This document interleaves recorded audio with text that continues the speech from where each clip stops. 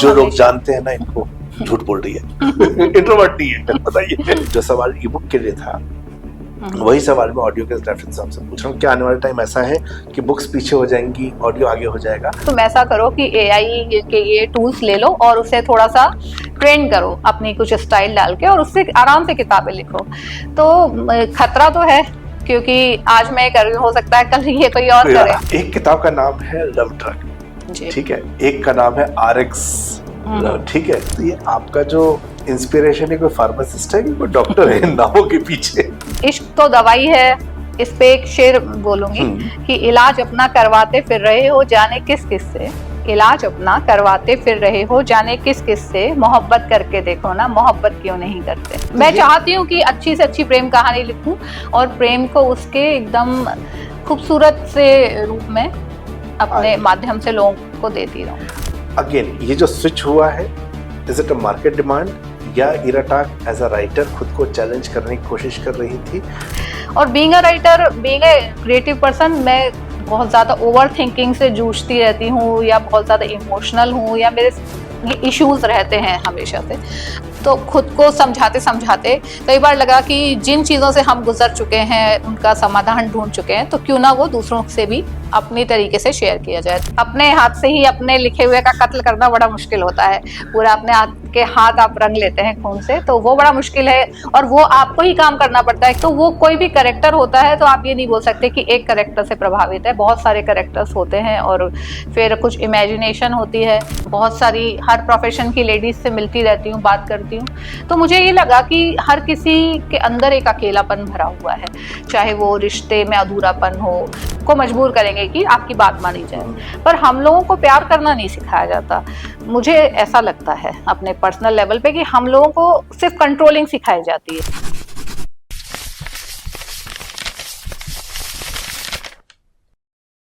दुनिया में दो चीजें हैं जो कि आपको ज्यादा नॉलेज देती हैं, एक है यात्रा और दूसरा है किताबें पढ़ना। नमस्ते, मेरा नाम है नवीन चौधरी और दैनिक जागरण हिंदी हम चैनल के बातें किताबें सेगमेंट में आज हम फिर से एक और लेखक के साथ हैं जिनके साथ हम उनकी रचना संसार की बात करेंगे, किताबों की बात करेंगे। मेरे साथ जो राइटर हैं वो बहुआयामी व्यक्तित्व की धनी हैं और एक नहीं उनके कई सारे परिचय हैं। वो पेंटर हैं, कविताएं लिखती हैं, फिल्म मेकर हैं, उपन्यासकार तो हैं ही। इरा टाक जी, बहुत बहुत स्वागत है आपका। थैंक यू नवीन जी।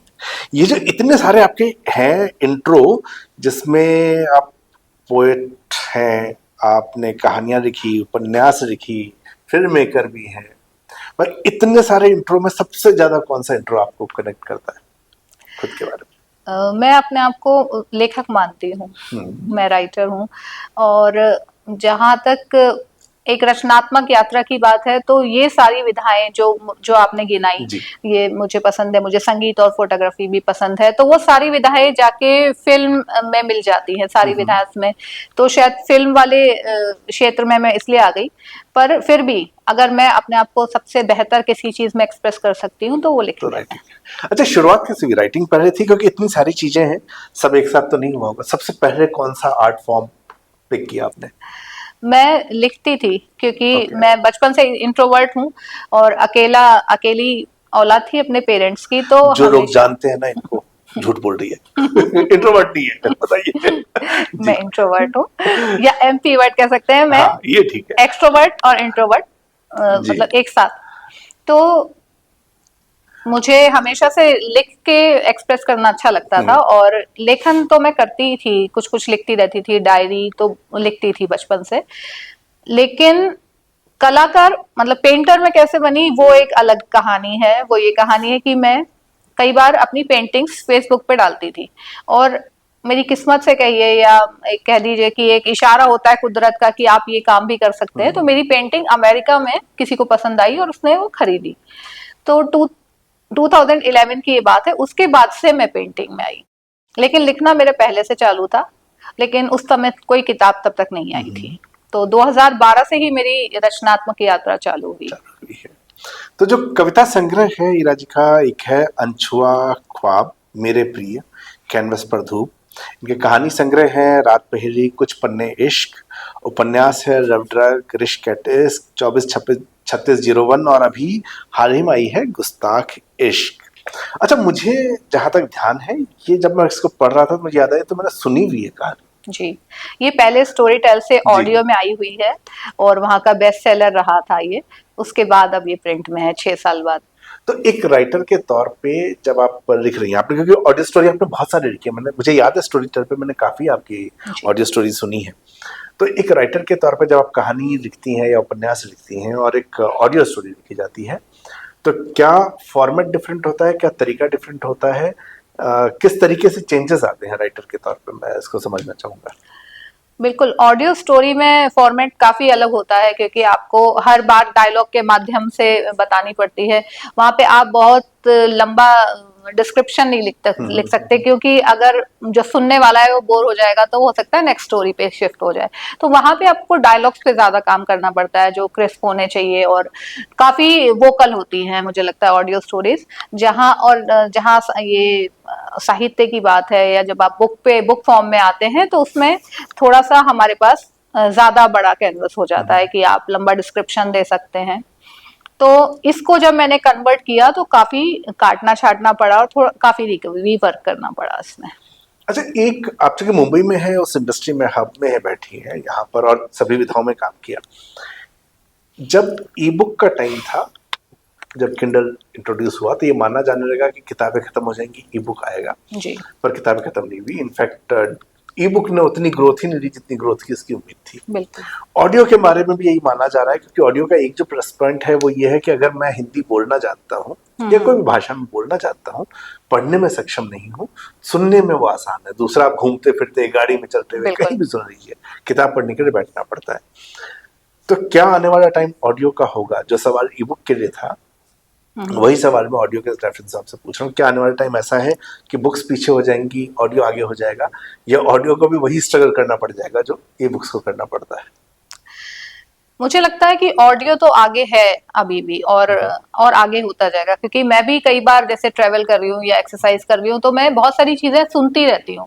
उसमें आपको बैठने की जरूरत नहीं है, आप अपनी कोई भी फेवरेट बुक आप एक्सरसाइज करते हुए भी सुन सकते हैं या गार्डनिंग करते हुए भी सुन सकते हैं, जबकि बुक फॉर्म में ऐसा पॉसिबल नहीं है, आपको बैठना पड़ेगा। तो इसलिए ऑडियो प्लेटफॉर्म आप देख ही रहे हैं बढ़ते चले जा रहे हैं। हालांकि बहुत सारे आ गए हैं तो क्वालिटी इशू बहुत हो गया है। मैंने अभी देखा है कि लेटली बहुत सारी किताबें एआई से बोली जा रही हैं AI और ट्रांसलेट हो रही हैं और जो उसका मतलब नरेट कर रहा है वॉइस ओवर भी एआई कर रहा है, तो उसमें काफी जो है शब्दों की दिक्कतें हैं और वो अच्छे से क्वालिटी चेक नहीं हो रहा है।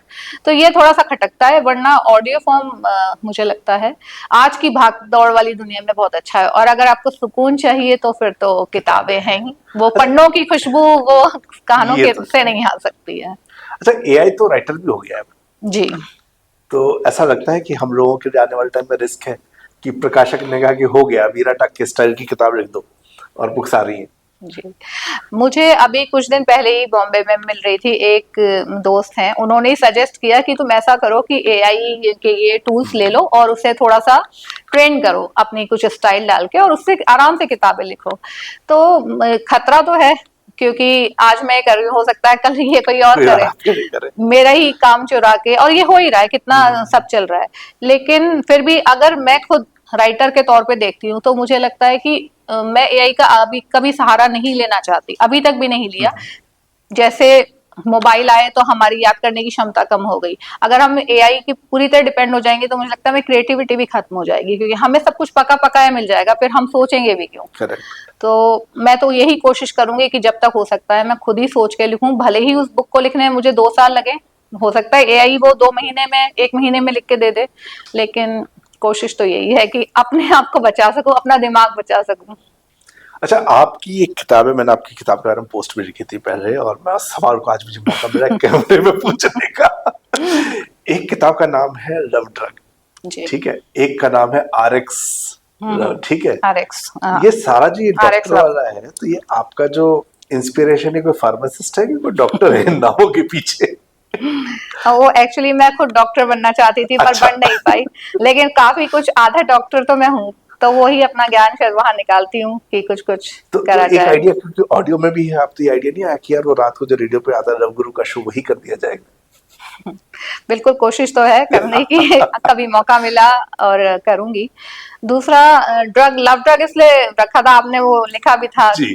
कि ड्रग और आरएक्स भी होता है कि आप लीजिए ये डॉक्टर दवा। लिखते, हाँ। तो क्योंकि इश्क तो दवाई है, इस पे एक शेर बोलूंगी हम्म। कि इलाज अपना करवाते फिर रहे हो जाने किस किस से, इलाज अपना करवाते फिर रहे हो जाने किस किस से, मोहब्बत करके देखो ना, मोहब्बत क्यों नहीं करते। तो वाह। बस वहीं से ड्रग आ गई और वहीं से आरएक्स आ गया।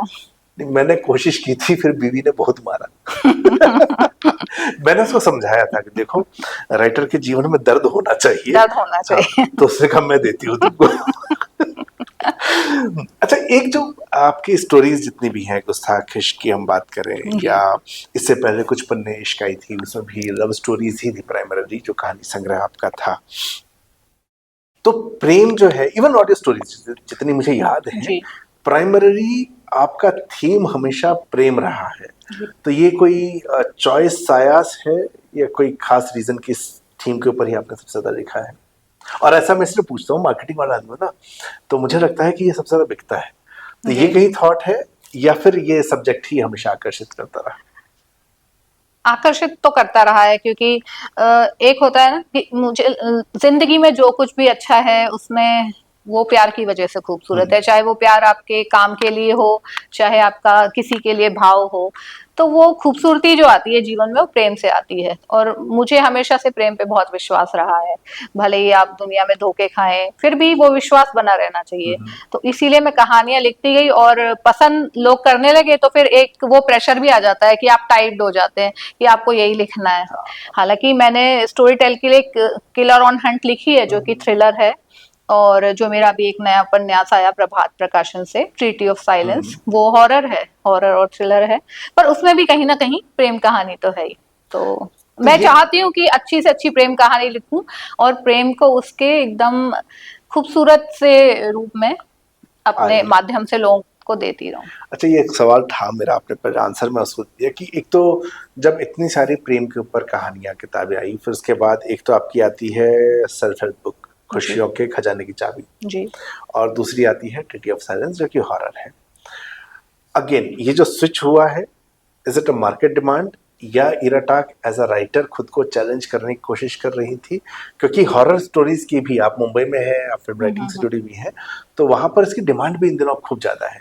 तो मैं कई बार ये समझने की कोशिश करता हूँ कि एज अ राइटर कमर्शियली क्या हम उस तरीके से सोच रहे हैं, या फिर लगता है कि नहीं, एज अ राइटर मुझे अपने सब्जेक्ट को ही चैलेंज करना चाहिए, क्योंकि उसके बाद आप फिर से जब इस बुक के साथ आ रही हैं, तो एक बार फिर से आपने अपने पुराने जॉनर में एंट्री ली है। जी। एक्चुअली जो मेरी ट्रीटी ऑफ साइलेंस है वो पहले जगरनॉट से उसमें ई बुक के फॉर्म में आई थी, Okay. 2017 में, और वो हॉरर था। हम्म। वो समय रेणु अकाल जी थी, उनके डिमांड पे मैंने उसे लिखा था। फिर इसे दोबारा मैंने रीराइट किया और इसे छापा, तो ये मेरा पुराना ही काम है, जो कि थोड़ा सा वर्क करके वापस आया है। जहां तक सेल्फ हेल्प बुक की बात है, तो अक्सर हम लोग, क्योंकि आप खुद एक राइटर हैं और जानते ही होंगे कि हम वो ही बातें लिखते हैं जो हम खुद को समझाना चाहते हैं।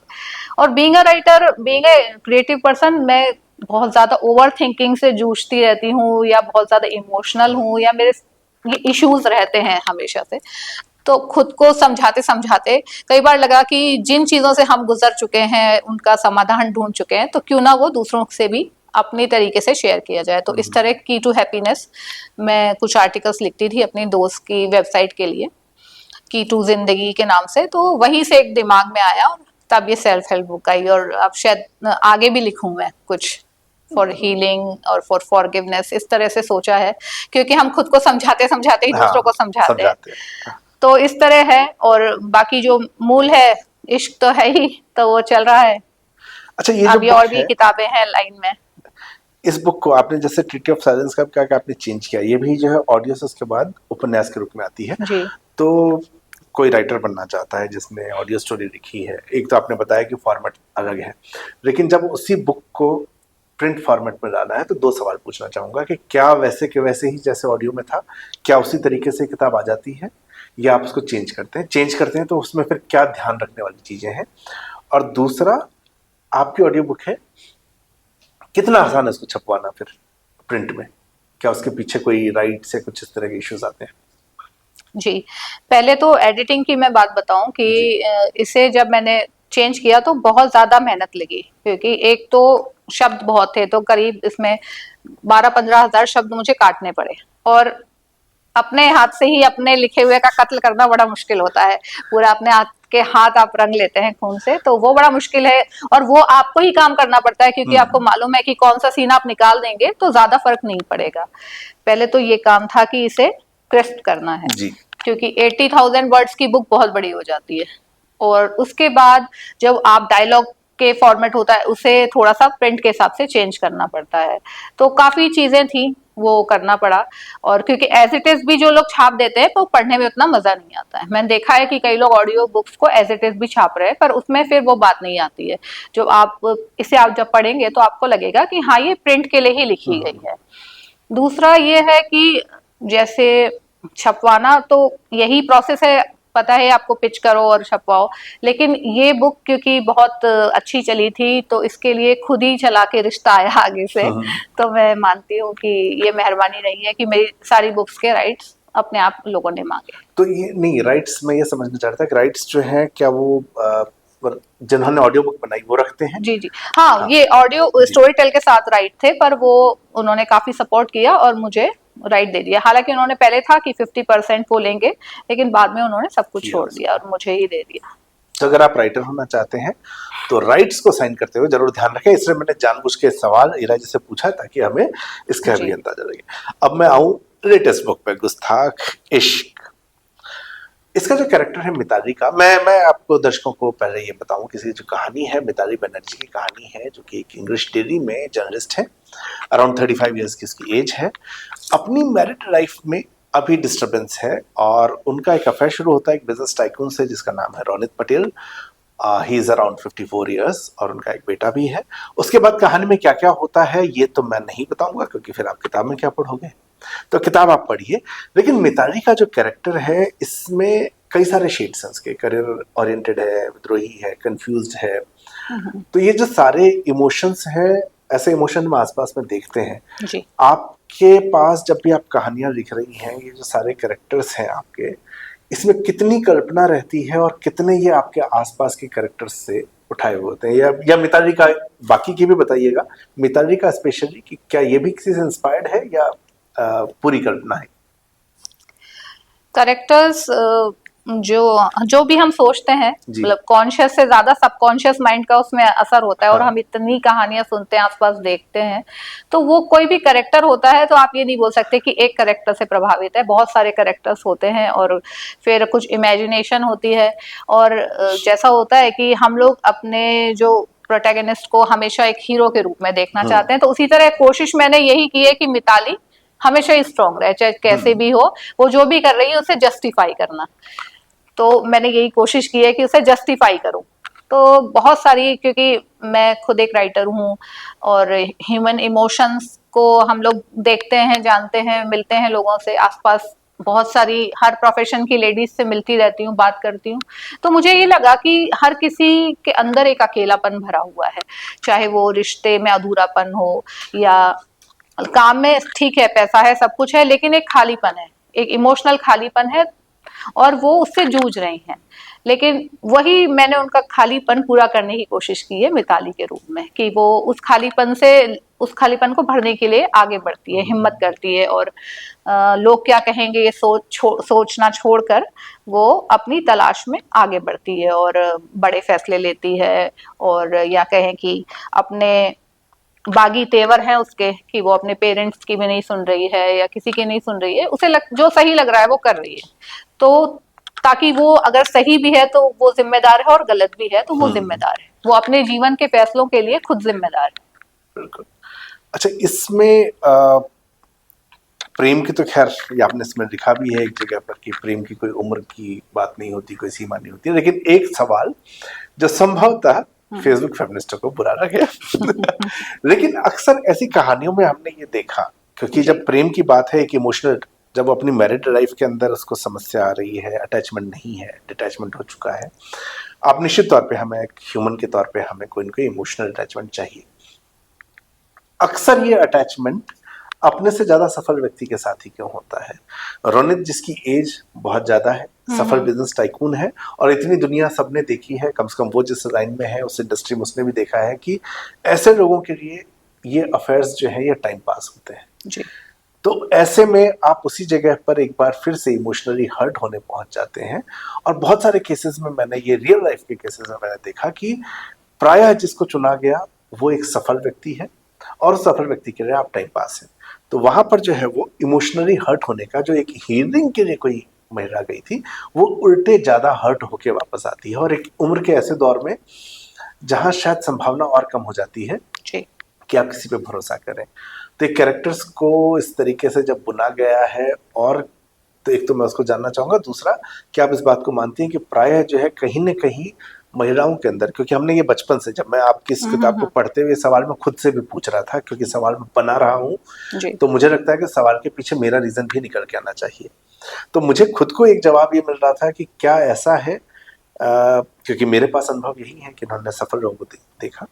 बचपन से हमने कहीं की एक फाइनेंशियल इनसिक्योरिटी का डर जो है महिलाओं के दिमाग में डाला है छोटे से ही, कि शादी होगी अच्छे घर में होनी चाहिए, पति अच्छा कमाना चाहिए। ये कभी नहीं वक्त तुम, जैसे हमारे साथ लड़कों में होता है कि तुम अच्छा कमा लेना और फिर बीवी को तो तुम्हें चलाना, लेकिन वहां उल्टा होता है, आप जो भी डिग्री लेके आए। तो क्या कहीं ये एक थॉट प्रोसेस है, क्योंकि ज्यादातर केसेस में हम ऐसा ही देखते हैं? देखिए, तो एक नेचुरल इंस्टिंक्ट होती है फीमेल्स की, चाहे आप जानवरों में भी देखें कि हमेशा एक जो पावरफुल मेल होगा उसी को एक फीमेल चुनना चाहती है। तो ये तो बहुत नेचुरल सी बात है, ये एनिमल इंस्टिंक्ट कह लीजिए, ह्यूमन इंस्टिंक्ट कह लीजिए। और असफल इंसान को तो वैसे भी कोई नहीं चुनना चाहता।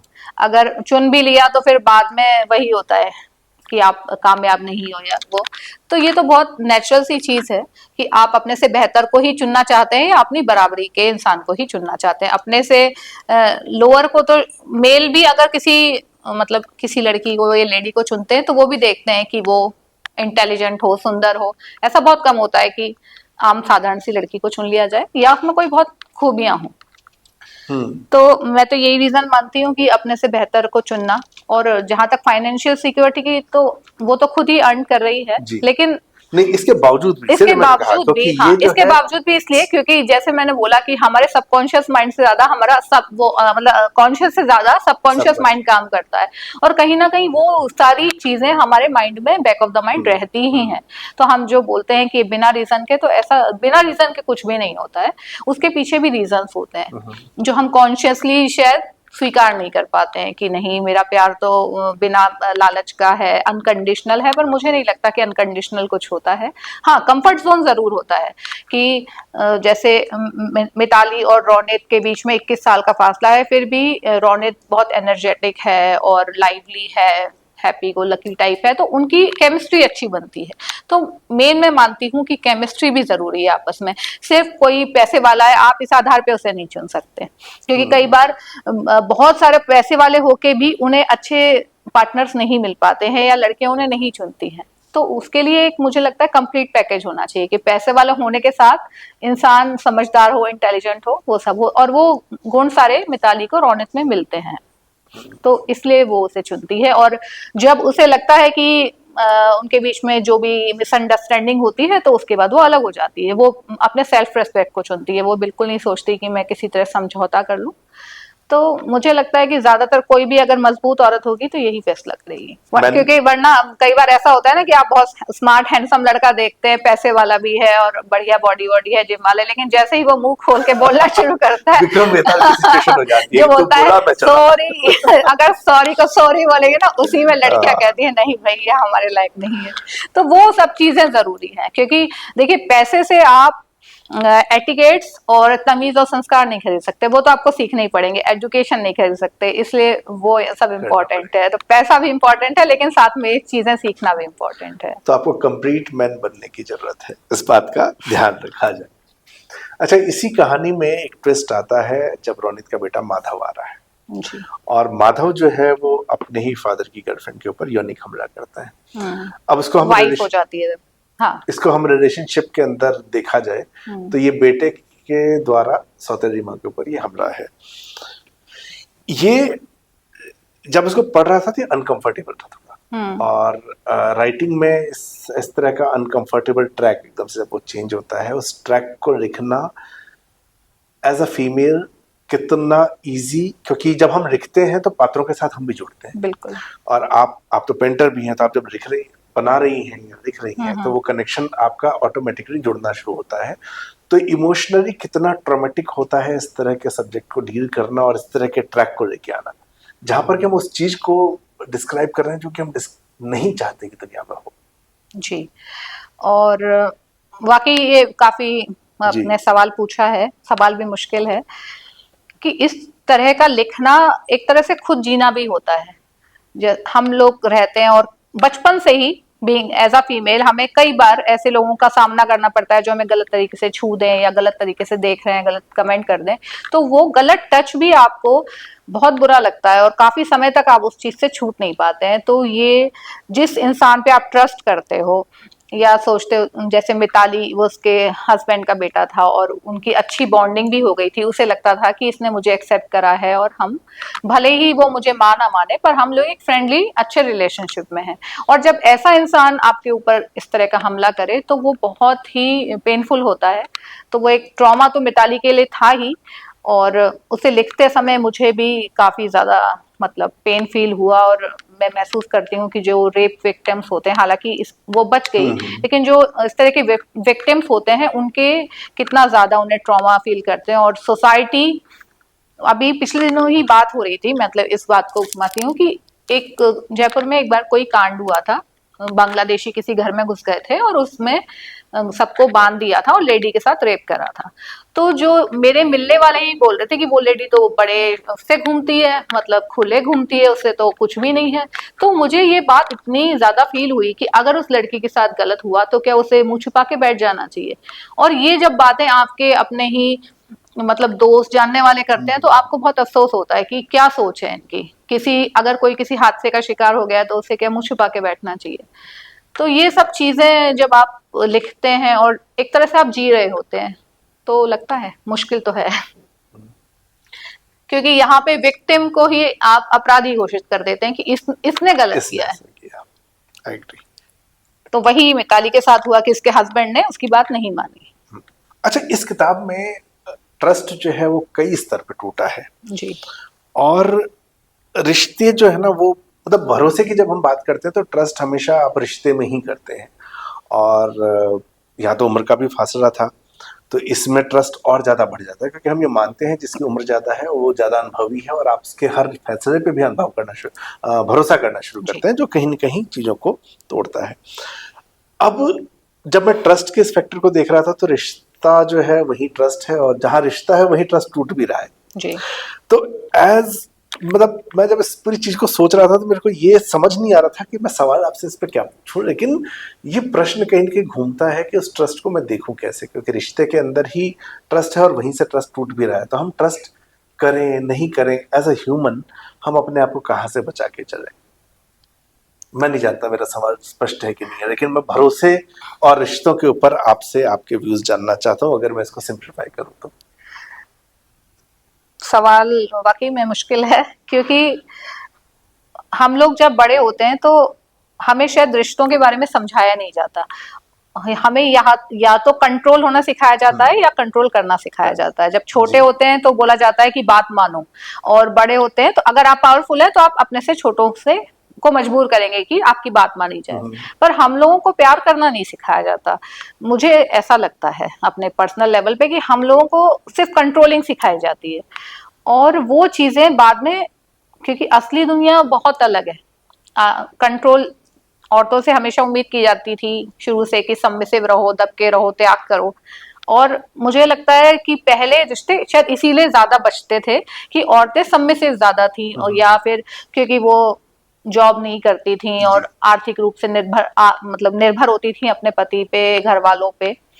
लेकिन आज जो समय बदला है तो ये मामले बड़े हैं कि लोग तलाक ज्यादा हो रहे हैं या सबमिसिव नहीं है, सह नहीं रहे हैं।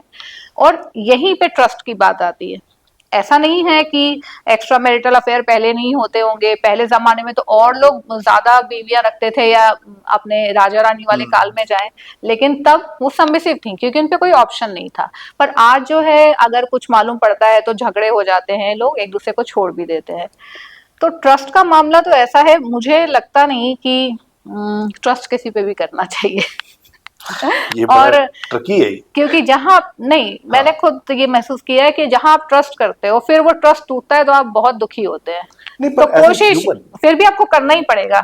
हाँ, क्योंकि एज ए ह्यूमन अगर आप ट्रस्ट नहीं करेंगे तो आप सर्वाइव कैसे करेंगे। इनफैक्ट अगर आप ट्रस्ट नहीं करते हैं तो आपकी पर्सनैलिटी चेंज होनी शुरू हो जाती है। ये तो है, लेकिन मुझे लगता है कि आपने जहाँ कहा था कठिन प्रश्न, ये मेरे लिए भी कठिन था, तो मैंने कहा आज मिलकर जवाब खोज ही लेते हैं। मुझे ये लगता है कि ट्रस्ट तो इम्पोर्टेंट है, क्योंकि जो लोग जिनके ट्रस्ट इश्यूज होते हैं वो बहुत इनसिक्योर लोग होते हैं। लेकिन उसके साथ साथ एक मैं डिटैचमेंट को भी मैं मतलब इम्पोर्टेंस देती हूँ कि आप ट्रस्ट करिए लेकिन एक्सपेक्टेशंस ना रखें, क्योंकि वहीं से आपकी पीड़ाएं शुरू हो जाती हैं। और आप नहीं जानते, किसी जिस पे आप बहुत ट्रस्ट करते हो वही आपका ट्रस्ट तोड़ देता है एक दिन तो आपसे। लेकिन मैं इसे भी एक यात्रा का हिस्सा मानती हूँ, जीवन की यात्रा का, कि शायद इससे भी हमें कुछ सीखना होगा। जी, हर दर्द जो है आपकी जिंदगी में कुछ आपको नया दे के जाता है, और जो है ना कि हर एक गुड बाय आपको एक नया हेलो दिलवाता है, तो वो चीज है। तो ये जीवन यात्रा है, जब तक हम जी रहे हैं तो हम धोखे भी खाएंगे, लेकिन उसकी वजह से हम आगे ट्रस्ट करना नहीं छोड़ सकते, वरना हम फिर प्यार से तो वंचित रह जाएंगे या दोस्ती से भी वंचित रह जाएंगे, वो तो नींव है। लेकिन फिर भी ट्रस्ट करिए, पर डिटैच होके। इतना ज्यादा अपने आप को किसी को नहीं सौंपना चाहिए कि वो जाए तो आपके बिल्कुल आप कहीं के ना रहें, वो नहीं होना चाहिए। मैं ये वैसा हो जाएगा I love you as a friend. ये सही। अच्छा, एक इसमें और दिल जब टूटता है ना, मतलब ऐसा नहीं कि सिर्फ आशिकी में ही धोखे मिलने पर आपका दिल टूटता है, दोस्ती में भी जब आप उसमें और ज्यादा दिल टूटता है, क्योंकि आप दोस्तों पे शायद प्यार से भी ज्यादा ट्रस्ट करते हो, तो वो एक दोस्ती वाला ब्रेकअप भी बहुत ही बुरा होता है, पर वो ट्रस्ट फिर भी करना पड़ेगा। इसमें रोनित का बेटा है माधव, जिसने की यौनिक हमला किया मिताली के ऊपर, और आपने उसके कैरेक्टर के बारे में एक चीज लिखी है, माधव सेक्स को बहुत कैजुअल चीज मानता था और मिताली को भी ऐसी सोच का समझता था। ऐसी सोच का समझने के पीछे रीजन है कि पार्टी है या ड्रिंक्स रही, इस आधार पर हमने ऐसा सोचा। जी। सोसाइटी में एक डिबेट अक्सर चलती है, जब भी कोई किसी कच्ची बस्ती में कोई ऐसी घटना हो जाए तो हम मानते हैं कि उनके में तो अरे अनपढ़ लोग हैं, शराब पी के कर देते हैं, पर यही चीज हम बाकायदा संभ्रांत तबकों के अंदर भी देखते हैं। जी। अब यहाँ दो तरह के प्रश्न आते हैं। इसको अगेन सवाल ऐसा है जिसका कि आंसर शायद मेरे पास भी नहीं है, हो सकता है आपके पास भी ना हो, लेकिन हाँ वही बात है कि हम इसको समझने की कोशिश करें एज अ राइटर, क्योंकि हम दोनों ही राइटर हैं। जहां एक पक्ष ये कहता है कि भैया स्त्री को अपने मन का पहनने का अधिकार है, पुरुष अपने आप को कंट्रोल करे, वहीं दूसरी तरफ जो है शरीर की स्वतंत्रता की भी आजकल जो है मांग होती है कि किसी को कितने भी पार्टनर रखने की छूट है। प्रकृति ने हम दोनों को अलग बनाया है, पुरुष और स्त्री को। अब आप इसको कुछ भी कर लीजिए, समानता तो नहीं है, वो समानता अधिकारों की हो सकती है, लेकिन मन की और विचारों की समानता नहीं हो सकती, कि प्रकृति ने हमें अलग बनाया। ऐसे में कहीं ना कहीं क्या इस तरह की सोच, जो माधव जैसी सोच आती है कि जिसने देखा कि जबकि वो ऐसे ही सर्कल में रहता है जहाँ ड्रिंक्स कोई बड़ी बात नहीं है, तो कहीं ना कहीं उसको ये अपॉर्चुनिटी भी तो मिली ही होगी कि किसी ने ये माना होगा कि देह स्वतंत्र है, जैसा करना है, तो उसने माना कि हर कोई अवेलेबल है। और पुरुष इस मामले में लंपट होता है, ये मैं स्वीकार करता हूँ, पुरुष होते हुए भी। तो सोसाइटी में आपको नहीं लग रहा कि जो कुछ नॉर्म्स पहले बनाए गए थे, उन नॉर्म्स का एक महत्व शायद आज भी है, जिसको हम तोड़ देना चाहते हैं, और उसको तोड़ने की वजह से ये अपराध बढ़ने लगे? देखिए, मैं जज तो नहीं करती किसी को, लेकिन अगर मैं अपनी बात करूं तो मैं मॉरल्स में बहुत यकीन करती हूँ। मुझे लगता है कि ये मैं पीने को भी गलत नहीं मानती, पर आप जिस पे भरोसा करते हैं अपने सर्कल में, आप चाहे लड़की हो चाहे लड़का, उन्हें पीने की स्वतंत्रता है। कपड़ों के संबंध में हो सकता है इससे और लोग नाराज हों, पर कपड़ों के लिए भी मैं मानती हूँ कि आपको ऐसे कपड़े पहनने चाहिए जो ठीक ठाक हो। बहुत ज्यादा भड़काऊ कपड़े मैं पर्सनली नहीं पसंद करती हूँ, क्योंकि अगर आप बोलते हैं कि मैं स्त्री, मैं देह नहीं हूँ, अगर आप एक बराबरी का दर्जा चाहते हैं तो फिर पुरुषों से ज्यादा अपनी देह क्यों दिखा रहे हैं। तो मैं इस चीज को भी खैर मैं जज नहीं करती, मुझे लगता है कि ये भी हर स्त्री का, हर लड़की का पर्सनल फैसला है कि वो क्या पहने। जी। मैं मॉरल्स को मानती हूँ, मुझे लगता है कि एक कहीं ना कहीं सेल्फ डिसिप्लिन बहुत जरूरी है कि आप किस माहौल में जाके किस तरह के कपड़े पहन रहे हैं, वो बहुत बहुत इंपॉर्टेंट है। अगर आप गोवा जाके पूरे कपड़ों में साड़ी वाड़ी में घूम रहे हैं तो वो एक अलग चीज है, लेकिन अगर आप किसी छोटे शहर में जाके बहुत छोटे छोटे कपड़े पहन के घूम रहे हैं तो नेचुरल सी बात है कि लोग आपको घूरेंगे। तो जैसा देश वैसा बेस मैं मानती हूँ। और यहाँ पे क्योंकि स्वतंत्रता दिमाग से होनी चाहिए, बहुत ज्यादा शरीर दिखाने को या बहुत अराजकता को, बहुत ज्यादा पीने को, पार्टी करने को मैं स्वतंत्र होना नहीं मानती हूँ, क्योंकि इससे फिर घटनाएं बढ़ती हैं। क्योंकि हम जंगल, आज का माहौल जंगल जैसा ही है, अगर आप जंगल में रात में निकलेंगे और सोचें कि कुछ भी ना हो तो फिर ये आपकी बेवकूफी है ना। तो अपनी सुरक्षा करना मुझे लगता है कि आपके हाथ खुद ही है। और हर किसी को, जैसे बोलते हैं ना फीमेल्स में सिक्स सेंस होता है, उन्हें समझ आता है कि सामने वाले की नजर कैसी है, तो वो कोशिश तो कर ही सकती है बचने की जितना हो। और पुरुषों के संबंध में भी ये है कि ठीक है, अगर आपको लग रहा है कि हाँ ये लड़की साथ घूम रही है, पी रही, लेकिन फिर भी एक जैसे होता है ना कि कंसेंट बहुत इंपॉर्टेंट है। अगर मिताली ने उसे मना करा था तो उसे कंसेंट का रेस्पेक्ट करना चाहिए था। पर यहाँ फिर वो बात आती है कि वो इतना ज्यादा पिए हुए था कि उसके बाद होश नहीं रहता है। इसलिए हर चीज एक लिमिट में अगर हो तो शायद बहुत सारी चीजें खराब होने से बच सकती हैं। और दोनों की मतलब दोनों के लिए ही अच्छा है, मेल और फीमेल के लिए। अच्छा, हिंदी साहित्य में जब इस विषय को मैं पढ़ रहा हूँ तो ये विषय तो फिर भी टच हुआ है, लेकिन मैच्योर लव जो है, जो इस किताब में नजर आता है, वो नहीं हुआ है। ये एज गैप रोमांस की बहुत ज्यादा बात इसमें नहीं हुई है।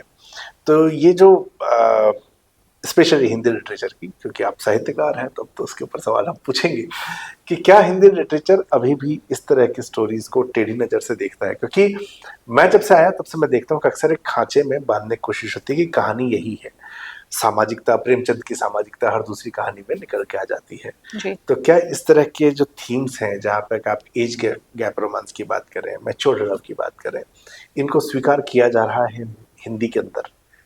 मेरे ख्याल से दो एस्पेक्ट कर देते हैं इसके, एक तो पाठकों की तरफ से और एक लेखकों की तरफ से या साहित्य समाज की तरफ से। जी, स्वीकार तो देखिए, समाज में ये सब चीजें हैं और वो हमें एक खास उम्र पे आके ही मालूम पड़ती हैं। क्योंकि जब 16-17 साल के होते हैं तो हम नहीं सोच सकते, इमेजिन भी नहीं कर सकते कि 40 साल का इंसान किसी से प्यार कर सकता है।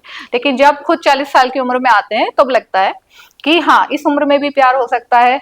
आजकल लोग 60-70 साल की उम्र में भी शादियां कर रहे हैं, तो प्यार तो किसी भी उम्र में हो सकता है। आप आमिर खान पे तो कोई वो नहीं कर रही है ना? ये बहुत लोगों पे लागू हो सकता है। और मेरा एक और उपन्यास जो पिछले साल राजपाल से आया, 243601, उसमें जो प्रेम कहानी है वो तो 60+ वालों की ही प्रेम कहानी है। तो उसमें एक मैंने लिखी है लाइन कि प्यार किसी भी उम्र में हो लेकिन मन को 16-17 का कर देता है। तो वो उमंग जो है ना, वो 60 साल के इंसान को भी वही उमंग होती है।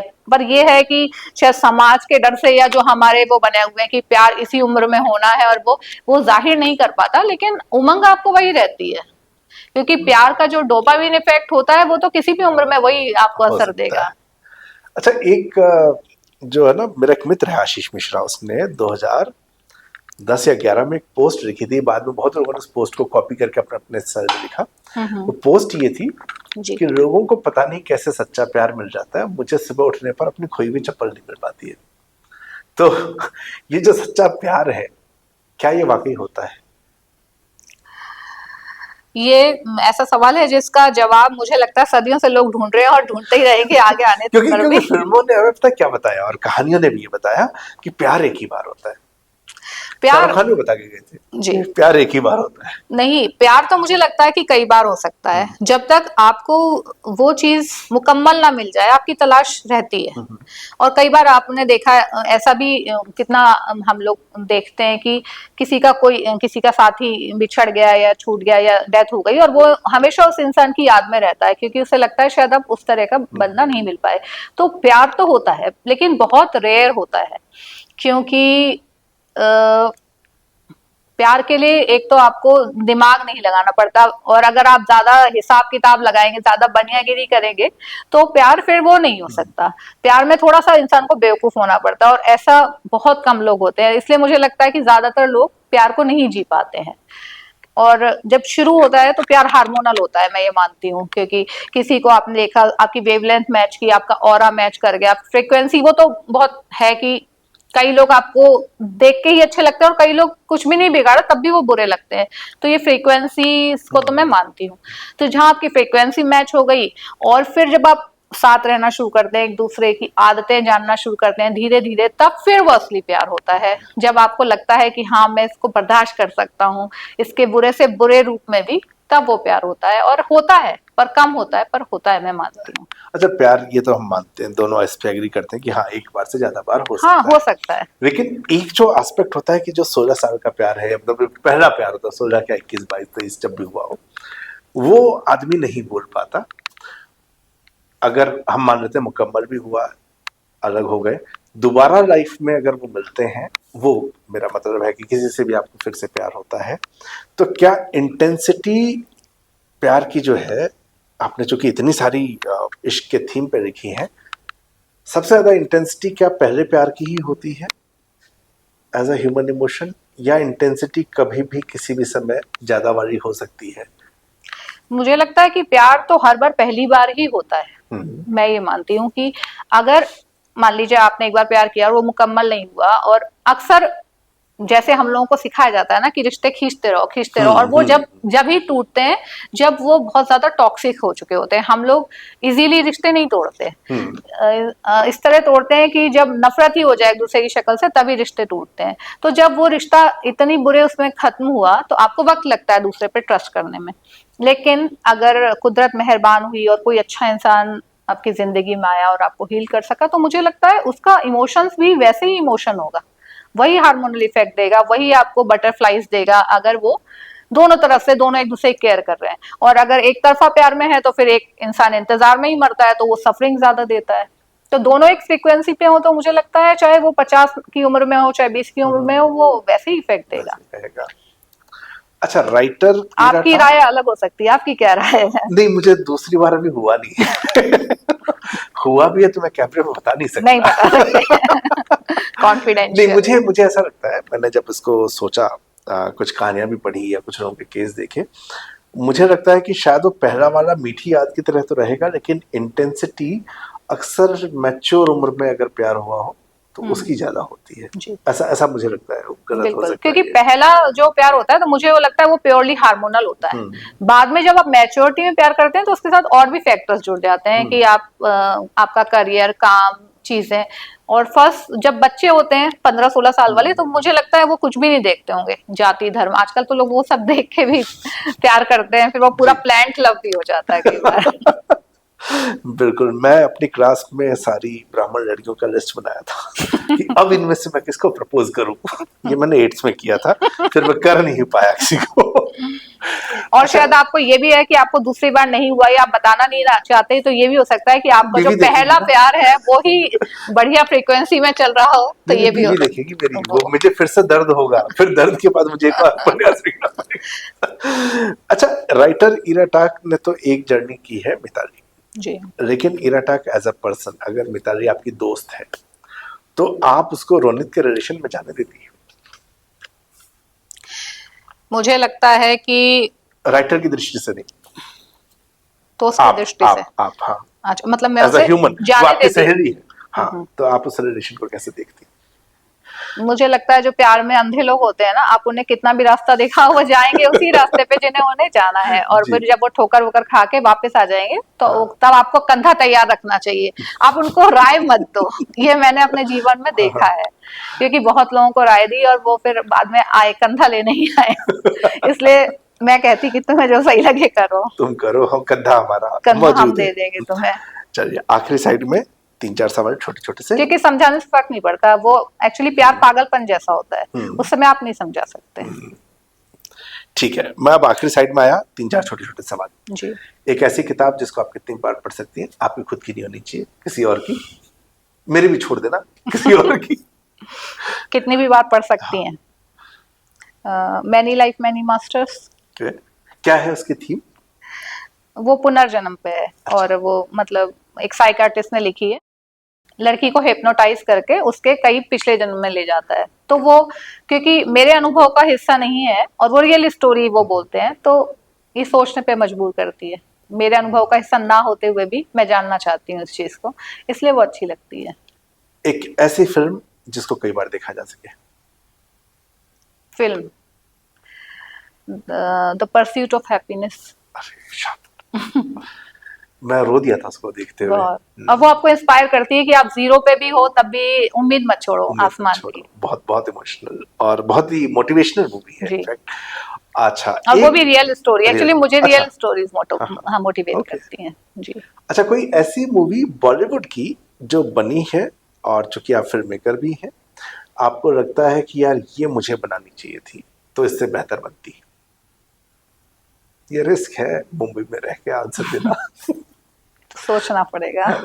मैं ट्रिकी सिचुएशन में फंसा रहा हूँ आपको ताकि आप मुंबई में। आ, लेकिन हो सकता है वो नाराज भी हो जाए जी। क्योंकि लेकिन हाँ, जो लाइफ इन मेट्रो भी आई है। ओके, जो सेकंड पार्ट हाँ, सेकंड क्या, लाइफ इन मेट्रो दोबारा, मेट्रो इन दिनों, इन मेट्रो इन दिनों, वो मुझे लगता है कि बेहतर हो सकती आप थी। इसको और बेहतर कर सकते थे। ठीक है, कोई ऐसा फिल्म स्टार कि अगर वो मिल गया होता तो कहते कि यार शादी कर लो? मुझे ऐसी कभी दीवानगी नहीं रही फिल्म स्टार्स के लिए, कभी भी नहीं रही। आज ना ये सेकंड इंटरव्यू, आपसे पहले वाले भी ऐसे ही थे, मुझे बड़ा दुख हो रहा है यार, हम लड़के ही थे क्या जो शादी करना चाहते थे ऐश्वर्या राय से?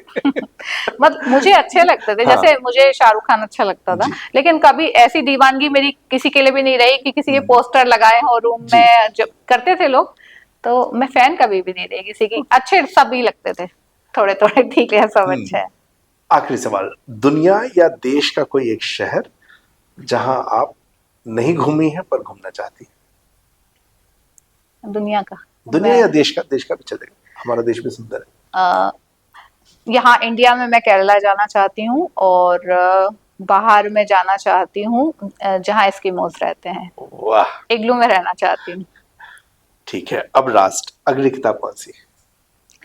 अगली किताब मेरी एक और ऑडियो सीरीज प्रिंट में आ रही है, प्यार के इस खेल में, तो वो प्रभात प्रकाशन से आएगी। उसके अलावा मैं एक नॉवेल लिख रही हूँ, अमोरा। वो एक चाइल्ड सेक्सुअल अब्यूज की शिकार लड़की की कहानी है और वो मैं पिछले 10 साल से एक्चुअली उसे लिख रही हूँ और बहुत सारी किताबें आ गई, वो ही नहीं आ पाई, तो अब वो कोशिश है कि वही मेरी आखिरी लव स्टोरी होगी। इसके बाद शायद मैं पूरी तरह अच्छा, मोटिवेशनल बुक्स पे अब चली जाऊँ। धीरे धीरे जो है ना ये ट्रॉमेटिक लव की तरफ आ रही है, ये बढ़ती उम्र का असर है, मैच्योरिटी का असर है कि अब हम दुनिया को दूसरे रूप में देख रहे हैं, या एज अ राइटर आपको लगता है कि ये मेरी रिस्पॉन्सिबिलिटी है कि मुझे इन मुद्दों के ऊपर बात करनी चाहिए? जी, ये मेरी रिस्पॉन्सिबिलिटी है, मुझे ऐसा लगता है, क्योंकि मतलब बढ़ती उम्र को हाँ, आप स्वीकार नहीं कर रही कि नहीं बड़ी नहीं है? नहीं, ठीक है, बिल्कुल मैं ओके। बिल्कुल स्वीकार करती हूँ उम्र को, जी, क्योंकि जब बढ़ती उम्र के साथ अब मैच्योरिटी आती है और आप देखते हो तो आपको लगता है कि आप जो आज हो, कई चीज वो चाइल्डहुड ट्रॉमास होते हैं और आप पढ़ते हैं, जैसे मुझे साइकोलॉजी में बहुत इंटरेस्ट जी, है और फिलोसफी में बहुत पढ़ती हूँ, लेकिन हर कोई ये नहीं पढ़ सकता, और बीइंग अ ऑथर ये हमारी जिम्मेदारी है कि हम उन पहलुओं को भी लोगों के सामने लेखन के माध्यम से लेके आए जो उनके लिए आसान हो समझना, कि अगर वो इस तरह के हैं तो क्या उनको है और वो अपने अंदर की चीजों को हील कर सकें। इसीलिए मैं ये सारे इश्यूज कोशिश करती हूँ कि अब सिंपल लव स्टोरी से ज्यादा ऐसी स्टोरीज बनाऊं जो कि ह्यूमन नेचर को भी एक्सप्लोर करें और उनको उनकी समस्याओं का हल भी दें, क्योंकि इन बारे में हम लोग बात नहीं करते हैं। जैसे जी, आज गुड टच और बैड टच के बारे में बहुत बातें होने लगी हैं और लोग स्कूल्स में भी बता रहे हैं, लेकिन जब हम लोग छोटे थे हमारे बचपन में शायद नहीं बताया है हम लोगों को, और आज भी कई लोग नहीं बताते हैं, तो ये इम्पोर्टेंट है, इसीलिए मैं इसे अपनी किताब के माध्यम से जिम्मेदारी लाना है। चाहती हूँ। तो लेखक की कई सारी जिम्मेदारियां होती हैं, ये किसी काम की तरह एक काम है, लेकिन समाज ये अपेक्षा रखता है और हमें खुशी है कि आप इस अपेक्षा को पूरा कर रही हैं। तो ये मेरे साथी थैंक ईरा यू। टाक जी, जिनकी किताब गुस्ताख इश्क के बहाने हमने कई सारी और बातें की, मुझे उम्मीद है कई सवाल आपके भी होंगे जिनका जवाब आपको मिला होगा। ये किताब मंजिल पब्लिकेशन से आई है, इसकी कीमत है 299, और जहां भी किताबें मिलती हैं, वो दुकान हो या ऑनलाइन प्लेटफॉर्म्स हो, वहां पर ये किताबें मिलती हैं। तो अगर ये बातचीत आपको पसंद आई हो तो इस बातचीत को अपने तक नहीं रखना चाहिए, इसको शेयर करें, सब्सक्राइब करें। बहुत बहुत धन्यवाद ईरा जी, बहुत धन्यवाद आपका आने के लिए। Thank you. तो दैनिक जागरण हिंदी है हम।